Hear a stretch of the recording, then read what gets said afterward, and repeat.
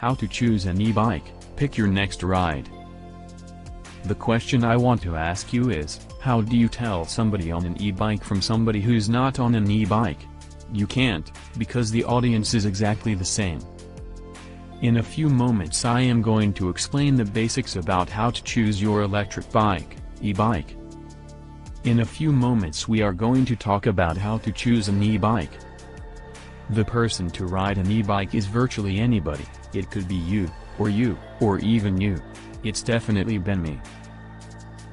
There is virtually every style of bike available in the form of an e-bike, cruiser, cargo, hybrid, and even foldable. E-bikes are great for people who are trying to give up their cars, or those who might be commuting just long enough distances that it makes more sense for them to have some pedal assist versus doing it riding completely under their own power.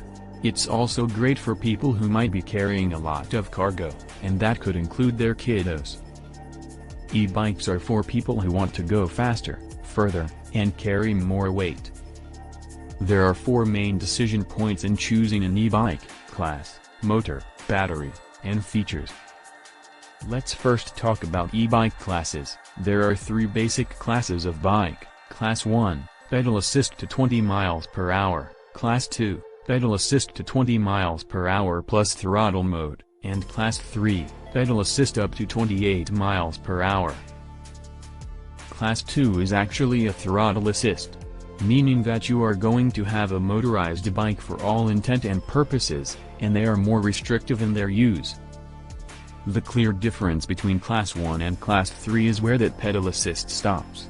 That just means that Class 1 is generally more accepted everywhere on more and more trails.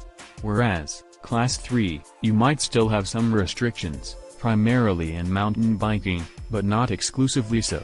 You want to check in with your local authorities to make sure that your bike is permitted on community trails. Now let's talk about motors. Motors generally come in 2 types, either placed in that bottom bracket called a mid-drive motor, or they'll be located in either the front or the rear hub, so a hub drive motor. The difference between these generally is that a mid-drive is going to feel a little bit more balanced and mirror your natural pedal stroke, and hub drive motors, depending on where they're located, will tend to feel either more push or pull. When you're considering whether you might want a mid-drive motor, the things to consider are again, the placement of the motor, and the fact that it frees your wheels up to make them easier to maintain. If you have flats, for example, it is a lot easier to pull your wheels off and change the flats yourself. In addition, mid-drive motors work with your gearing system, which allows for more efficient use of your battery. The other 2 major considerations in what a motor does for an e-bike are torque and wattage. Torque is the force that helps move that bike forward, and the wattage is the amount of electricity or power that's required to move that bike. Wattage speaks to how quickly the battery will drain. Typically an e-bike that you're going to purchase in most bike stores is either going to have 250 watts, or 500 watts, and, in some cases you might find 750 watts. Everything is a trade-off. The trade-off will be whether you want more battery life or more power. And typically, you're going to concede one or the other, depending on how you're pedaling, and what type of terrain you're on. Let's talk about the differences between lower wattage, lower torque, and higher wattage, higher torque, and whether one or the other might be more useful to your riding style. When we are talking lower torque, lower wattage, the bike typically will be more efficient, and you might be doing a little bit more of that work on your own with just light pedal assist. The upside of this is longer range. You might want higher wattage, higher torque as if you're looking for that workhorse of a bike. If you need the bike to provide more power under load, and you might be carrying more load, so you need bigger power and you might need less range. It's also great for very hilly terrain, the very terrain where that extra power is super useful. There are 2 primary things that you want to know about batteries. The first is where the battery placed. You're going to have either an internal but removable battery, or an internal non-removable battery, or an external battery.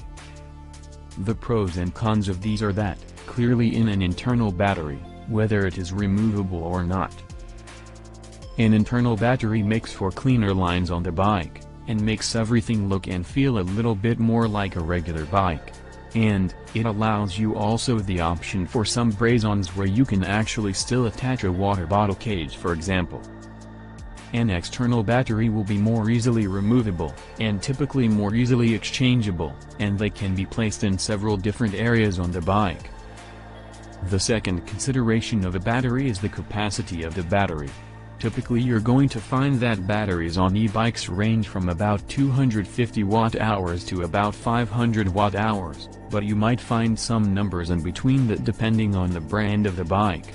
The wattage rating just reflects the battery capacity.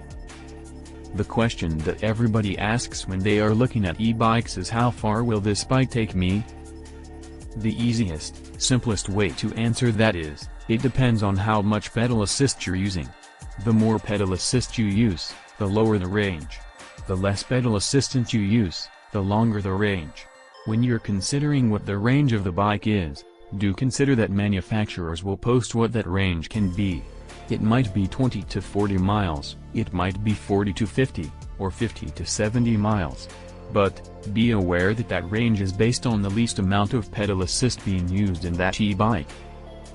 There are a couple of final considerations that you might want to think about when you are choosing your bike. E-bikes start to have a lot of other really cool integrated features, like built-in lights, built-in security and locks. If you want those things incorporated into the bike, it is something also to think about when you're shopping for an e-bike. One of the most important tools on the bike for most riders is going to be the controller. The controller is the thing that powers the bike on and off. And, it will also allow you to choose the level of assist that you want. But the other things that it may show you, depending on the level of sophistication of the controller, would be battery life, speed, and where you are in your total range.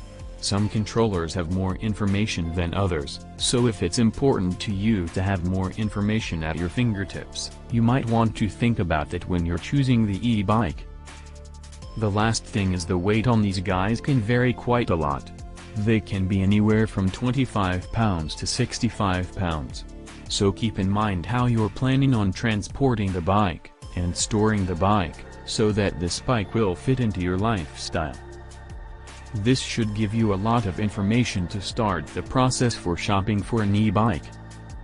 Click the link in the first comment to find our e-bike and accessory recommendations. As always, size and fit are really important, so check out my video on that and I'll see you out in the trail. And, in the next video.